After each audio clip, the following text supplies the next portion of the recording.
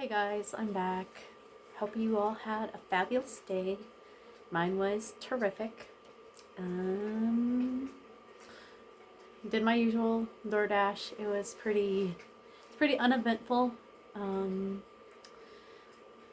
Had to be done by like 4:30 so that I could get over. No, it had to be done by 4 actually, so that I could get over to my side of town for my hair consult.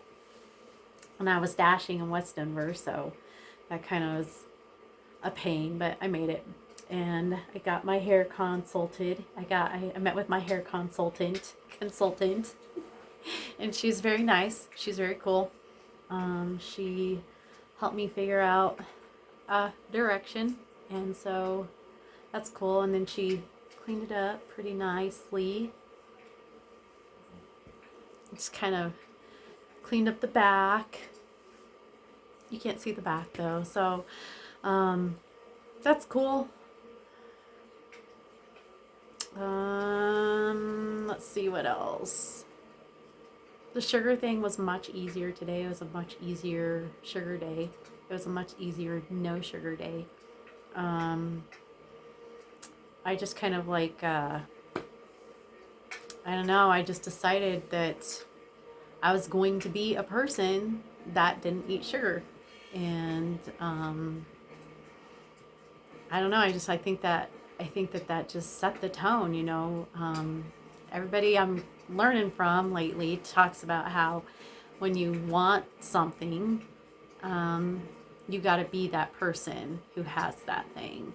And so I want to be someone who doesn't eat sugar. So I am being a person that doesn't eat sugar. So I think it helped a lot. You know, I had to go into Crumble Cookie to pick up an order, and I don't like Crumble Cookie. I don't normally do Crumble Cookie. You know, usually you have to go like 18 miles and you're only making $9. I mean, so it's kind of like you're making half the mileage that you need to go. So I'm like, no, I'm not going to do that. But I don't know, for some reason today I had one order and they're like, hey, do you want to take this Crumble Cookie order for an extra $8? I'm like, sure, yeah. But I wasn't paying attention to where I had to go. And Crumble Cookies is out like way out in Colorado Mills, Denver West. And the dang place I was delivering to was out like South Denver off of just like a block east, a block north of Quincy. So that sucked. I was like, oh man. So I delivered that. But yeah, I went into Crumble and man, that place, I mean, the smell is, I mean, you think it's an okay smell. It's actually a very pleasant smell. It's very like, if I would have had to go to Crumble Cookies yesterday, I think I would have broken down though. I'd have just been like, give me a cookie. Because, you know, during Christmas, I'd go in there and be like, you know what? I'm going to let myself have a Crumble Cookie. Before Christmas is up, I'm going to have a Crumble Cookie. And I never did. Never did. I had one time and it was pretty damn good. But, you know, so today when I went in, I didn't even think about, oh my gosh, I'm going into this cookie place that I really want to have one of their cookies. I didn't even think about it. And I walked in and normally the smell, which, you know, it's very enticing. Today is just like really overpowering. And I'm like, oh. So I got the cookies and ended up taking them way out to South Denver. But it's quite an achievement to go into Crumble Cookies and be turned off by the smell of cookie. I was like, right on.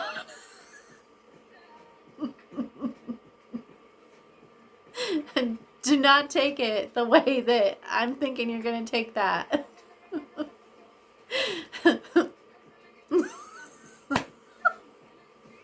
Anyway, yeah, didn't buy myself a Crumble Cookie, so good for me. So yeah, but I still super into that book, Breaking the Habit of Being Yourself. I've been kind of like playing with that quantum field today is kind of interesting. You know, I know that the other night I tried to like explain a, a, a study done by this Israeli doctor, and I can't remember his name. It's like Leonard Leibovitch or something like that. And I'm sure I'm butchering his name. Sorry, Leonard. Sorry, Dr. Leonard. But anyways, he did this blind case study on these patients in Israel, and I think it's Israel. I thought it was Italy, but it's Israel. I'm pretty sure it's Israel. But anyways, he did a study on these patients in a hospital who all had sepsis, and a group of people over here that were praying for this group of people who had sepsis, and how he recorded the healing process and the length of healing between the people, the sepsis people that were prayed for and the sepsis people that weren't prayed for, because there was a group of people that had sepsis that didn't get prayed for. They got the shaft for those patients. So anyways, so they're praying for these patients over here, and it was their healing rate was measurably significant. But there's a twist, and the twist was, and if you watch my last video, you know what the twist is. So I'm going to say it anyways. I'm going to tell you anyways. So the twist is that these people in 2000 that were praying for these patients that were septic were patients from like the years spanning 1990 to 1996. And again, the recovery rate of the patients that were prayed for as opposed to the patients that weren't prayed for, it was significantly measurable. And the scientists that were kind of like that were surrounding or like evaluating the case study, or I don't know how it works, but they had to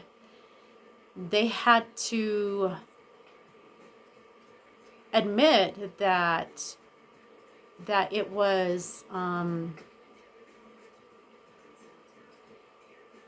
beyond coincidence. What happened was beyond coincidence, that it had to be something in that quantum field that, you know, was affected by these people in 2000 that, you know, I don't know. So it's almost like time travel. And also, you know, it's like I told you the other night that time, there is no such thing as time in that quantum field.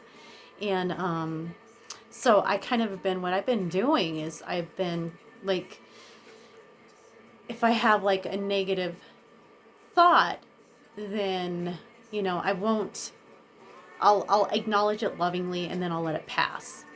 And instead of entertaining it, I will send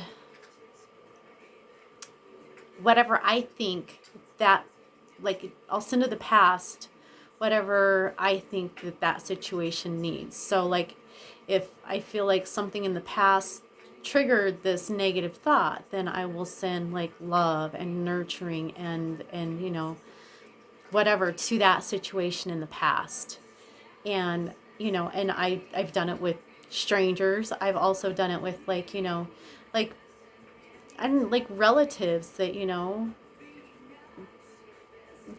a trauma that may have happened to a relative in the past. You know, I send love to that situation in the past. And, you know, I don't know, because my life was entangled with theirs in such a way that their trauma may have, you know, become a part of my, you know, DNA or whatever. So, and I'm, you know, I'm like, okay, cool, I'm going to do this. And he talks about how, like, in the quantum field, there are subatomic particles that are just, they're very, he talks about how subatomic particles are very unstable, that they're there and then they're gone, just like that. They're there and gone, there and gone. And they're not really sure why, but this is what he says, and I totally buy into it. He says that, okay, so you have you have this quantum field where these subatomic particles are just hanging out, like in and out, you know. He says that what they believe is that with every thought that you attach an intense feeling to, it attaches to one of those subatomic particles and then becomes your reality. And so he talks about heart-brain coherence. And and what that is when you have a thought and an intense feeling that come together, that is mind-heart coherence. And generally, that intense feeling that the intense feeling that you're attaching to that thought is usually a negative thought. And then it goes out to, the subatomic particle and that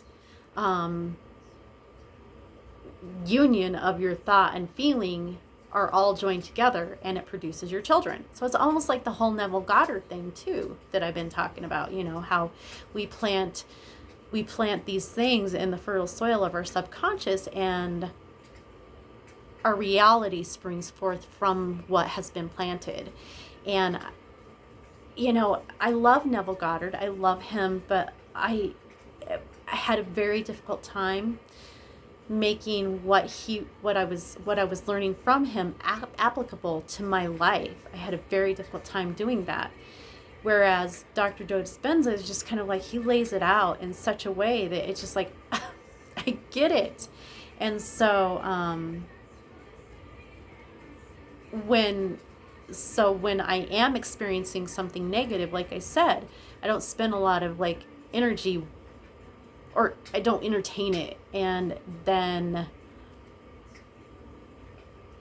I'll have that heart-mind coherence, I feel like, because I just surround that shit with so much love. I just I feel it like it's a very, very loving. It's a very loving thing, and it's and I feel it, and it's like these thoughts that I'm attaching to these feelings that I'm sending to this situation or this incident that occurred in the past. And I'm super anxious to see how that exercise is going to play out in my life. And that's just a small example of what I'm implementing every day in my life now, or just today so far. And he talks, he says, and he says, make sure that you tell, your creator, or whatever you want to call it that's controlling this whole crazy thing, whatever you want to call it, just, make sure that you tell it. I want to see results. Show me results. Be bold enough to say,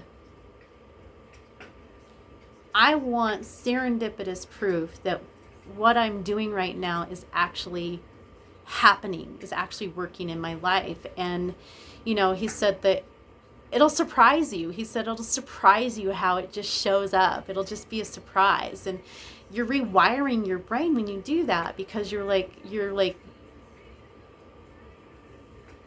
showing it that, okay, well, we're thinking this way now, and since we're thinking this way, we're going to get these surprises, so we're going to continue to think this way. It's like positive reinforcement, and so that's kind of what I've been doing all day. And it's, I don't know, I am in the best kind of mood, and I'm learning so much from this book, and I don't know, I highly recommend it. I know I'm highly recommending books all the time, but this one I highly, highly recommend. It is got a lot of information, and it's can sometimes be confusing if you're not really focused on it. I found that I've had to go back over it several times to really before it actually gels. And but it's great stuff. Like I said, it just makes the whole Neville Goddard thing, it just makes it so much more cohesive, and it's easy to understand, and easy to join the two together. And I think that they're meant to be joined together, because they're talking basically about the same thing. Neville Goddard's over here with his metaphysical stuff, and Dr. Joe Dispenza's over here with the science, and they just joined it, and it's a beautiful union. And so, like I said, I recommend it. But, you know, it was also cool because this morning I did my daily tarot read, and it was a 3-card spread. And it was what to know, what to grow, and what to let go. And I'm not going to go into like the what to know and what to let go, but the what to grow card was the world, the woman of worlds. And worlds in this deck would be discs or pentacles, or coins. It's worlds in this book, in this deck. But and she is like the essence of the mom. Like she's like Mother Earth, like. And so what I think it's saying is that it's calling on me to be the mother of my creation and what I'm creating, and to nurture it lovingly, and to, you know, just make sure that everybody within my creation is loved and nurtured to the best of my ability. And I think that's what it was saying. And then, you know, like the way that I'm doing, like sending love and surrounding situations in the past with love. You know, like today there's a homeless guy, and I was like, you know what, I don't have anything to give you, but I am thinking good things for you. And he was like, thanks little sister. I'm like, no problem. And so as when I was driving away, you know, I just held that guy. I just envisioned him like a little kid, and me holding him, cradling him in my arms, and surrounding him with, you know, I don't know, love, just nurturing him. And I mean, he's in my creation, he's a part of my creation, and I see that he's suffering, and so I want to surround him with, you know, I want him to feel nurtured.